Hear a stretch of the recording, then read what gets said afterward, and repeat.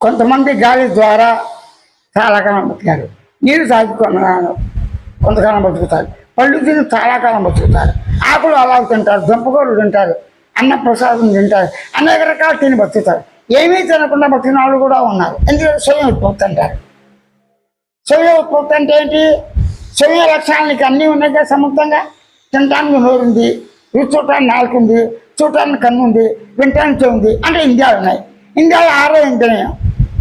ఇంద్రియాలు ఆరో ఇంద్రియం అనేది మనసు, బుద్ధి, చిత్తాంకంతో తాను. ఆ దాను జ్ఞానాన్ని ఆశించే జ్ఞాన ప్రేరణతో జ్ఞానంతో ఉన్నాడు కాబట్టి స్వయం జ్ఞాన స్వరూపంగా ఉన్నాం. ఆ స్వయం జ్ఞానం ఎలాగుంది?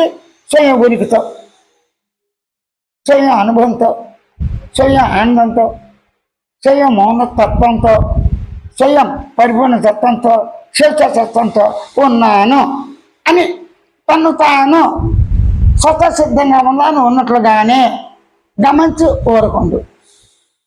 అదే సాక్షాత్కారం. దాన్ని ఆత్మ సాక్షాత్కారం, బ్రహ్మ సాక్షాత్కారం, ఈ అనేక పేర్లు. నిర్వాణము, అపరోక్షానుభూతి, ప్రత్యక్షానుభూతి, స్వయం సాక్షాత్కారం, స్వయం దర్శనం అన్నారు. అంటే తెలిసిన దాంతో తెలియని దాన్ని వెతకమన్నారు. తెలిసింది తెలియంది అంటే తెలిసింది నీకు స్వానుభవం ఉంది, తెలియంది కూడా ఉండాలిగా. అది అతీతం ఉన్న పదం ఎందుకు అసలు? తెలిసింది తెలియంది తానే. ఒక చిన్న మాట. తెలిసింది ఏంటి? ఆకాశం. తెలియదు ఏంటి? గాఢంగా ఉన్న ఆకాశం లోపల ఉందా బయట ఉందా అన్నది తెలియదు. ఆ వెతికేవాడెవరు? తానే. గుర్తించేవాడెవరు? తానే. అన్వేషించేవాడెవరు? తానే. విచారణ చేసేవాడెవరు? తానే. అభ్యాసం చేస్తున్నాడా? కేవలం భావంతో గమనించి గుర్తించి అవగాహనతో ఉంటాడు. అంటే అవగాహనతో అంటే గుర్తించుట, గమనించుట, తెలుసుకుంటా, భావించుట అనుకుంటే సహజ లక్షణాలు. దాన్ని ప్రత్యేకించి ప్రసక్తి లేదు, ఉన్నా కూడా సహజ లక్షణాలే. అప్పుడు అంతర్గత విచారణ చేద్దాం. అంతర్గత విచారణ అంటే శరీరంలో నేను ఎక్కడ ఉన్నది? శిరస్సులో ఉందా? హృదయంలో ఉందా? షట్చక్రాల్లో ఉందా? ప్రతి సెల్లో కూడా ఉందా? చనిపోయిన తర్వాత జీవి పోతుంది, చచ్చిపోయాడు అన్నారు. మనం చేశాడు, అక్కడ జీవం లేదన్నాడు. ఓకే, చెట్టు చచ్చిపోయింది, ఎండిపోయింది, కూలిపోయింది, జీవం ఉందా లేదా? లేదంటారు. జీవం లేకపోతే ఆ చెట్టు యొక్క బెరడులో క్రమంగా త్వరలు ఏర్పడి, క్రమంగా ఫంగస్ ఏర్పడి పురుగులు పుడుతున్నాయి కదా. ఇంటి యజమాని చచ్చిపోయాడు, వాసన లేరు, ఇల్లు పాడుపడిపోయింది. పాడుపడ్డ ఇల్లులో ఫంగస్ చేరి ఎన్ని కోట్ల జీవరాశులు బ్రతుకుతున్నాయి. బలులు, సాలేళ్ళు, మంటకప్పలు, కప్పలు, పాములు, తేళ్ళు, పాడిపోయిన దేవాలయాలు చూడండి, పాడిపోయిన స్థలాలు వేలు చూడండి, అన్నీ ఉన్నాయి కదా. అవన్నీ జీవరాశే కదా. అంటే ప్రధానంగా జీవుడు, నేను జీవుడు అనేది ఒక జీవుడు అంటే జీవాత్మ ఒకటే.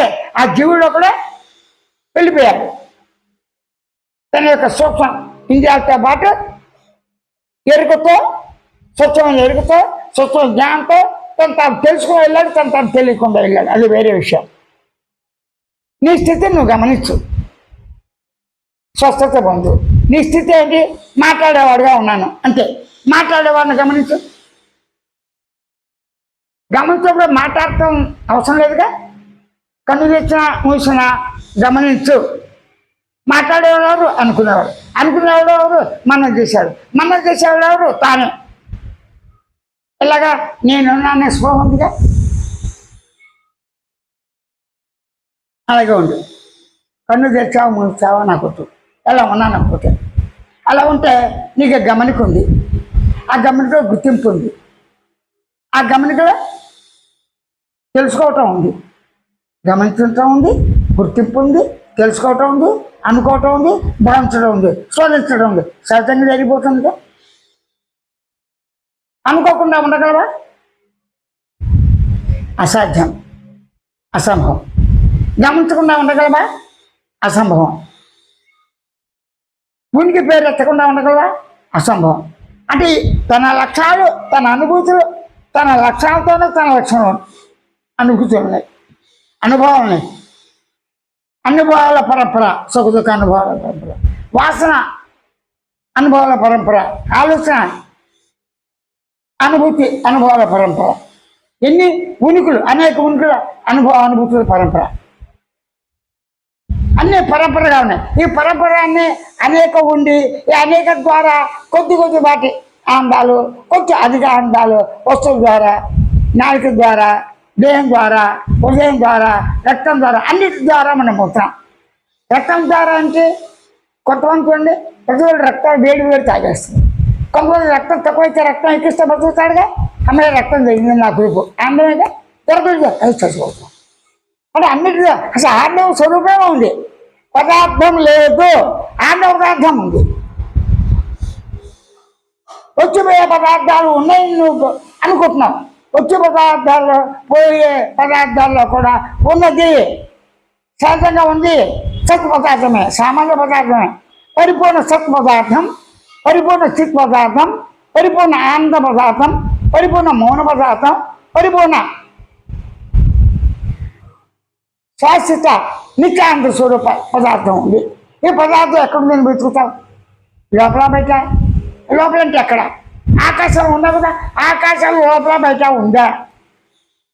లేదని ఎప్పుడైతే స్వానుభవ ఆకాశాన్ని గమనించి లోపల బయట లేదు. అణువులకు లోపల బయట ఉందా? ఆకాశం లేకుండా అణువులు లేవు కదా. అప్పుడు అణువులు లోపల బయట ఉందంటే ఆకాశమయం, వస్తువు అంతా ఆకాశమయం. స్థూలంగా ఉన్న పదార్థాలను ఆకాశమయం, అండపిండ బ్రహ్మాండ అన్ని ఆకాశమయం, అణువులమయం.